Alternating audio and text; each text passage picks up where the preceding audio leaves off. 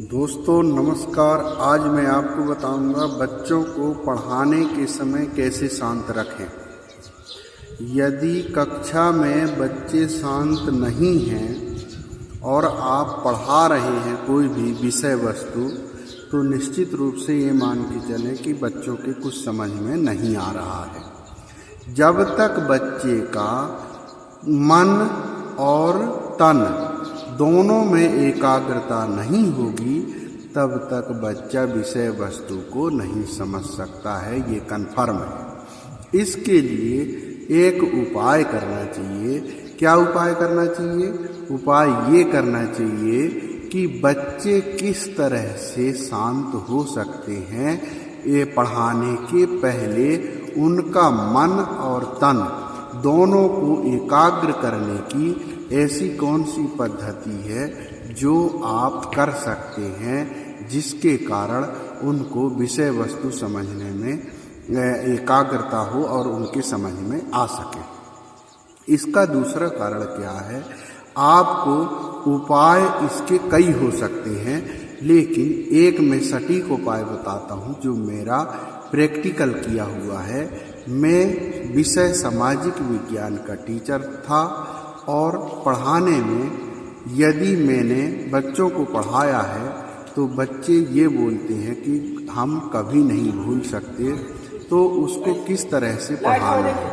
उसको ऐसे पढ़ाना है कि आपको जब तक आप विषय वस्तु को बाहर लेकर के नहीं आएंगे तब तक बच्चे जो है उसको नहीं समझ सकते। कहते हैं पढ़ने से ज़्यादा अच्छा प्रैक्टिकल करना होता है। जैसे भ्रमण कराने से बच्चों को प्रत्यक्ष रूप से विषय वस्तु की जानकारी होती है।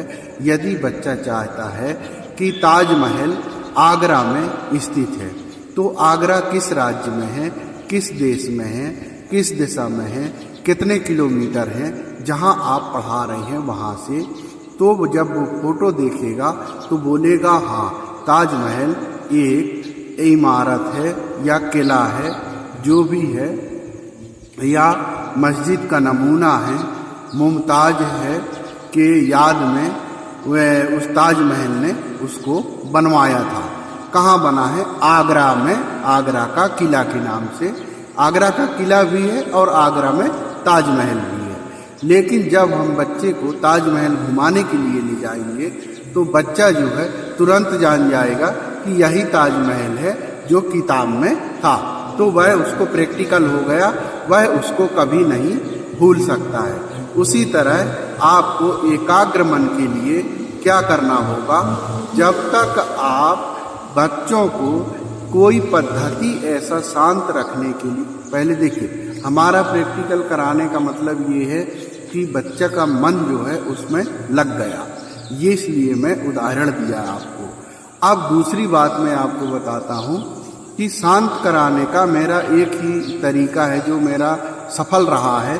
एक तो बच्चों से सबसे पहले कक्षा में प्रवेश होते हैं तो उस समय बच्चों के बारे में जाने, क्या हालत है, कौन क्या स्थिति में है, कोई परेशान तो नहीं है।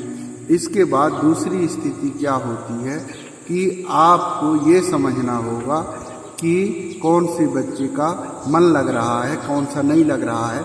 सबसे पहले जब तक सभी का समस्या से परिचित नहीं होंगे, इसके बाद उनको विषय के बारे में कुछ मनोरंजन भी होना चाहिए, कुछ हंसाना भी चाहिए।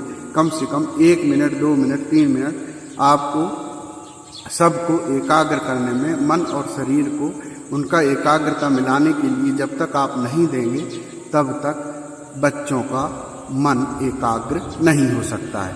यदि ओम कराने से एकाग्र हो जाएगा, लेकिन उनकी मन की विकृति को दूर करना सबसे बड़ी उपलब्धि होता है। किसके लिए? शिक्षक के लिए। पढ़ाने के पहले उनको शांत रखने का एक ही उपाय है। जब बच्चे शांत होंगे तो ही उसको विषय वस्तु को ढंग से समझ पाते हैं। ये मेरा प्रैक्टिकल किया हुआ है।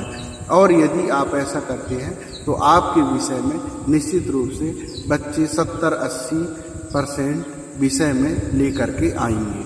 तो आज का जो मेरा विषय था कि बच्चों को शांत कैसे रखें और शांत करके उनको पढ़ाते समय, पढ़ाने के पूर्व शांत कैसे रखें।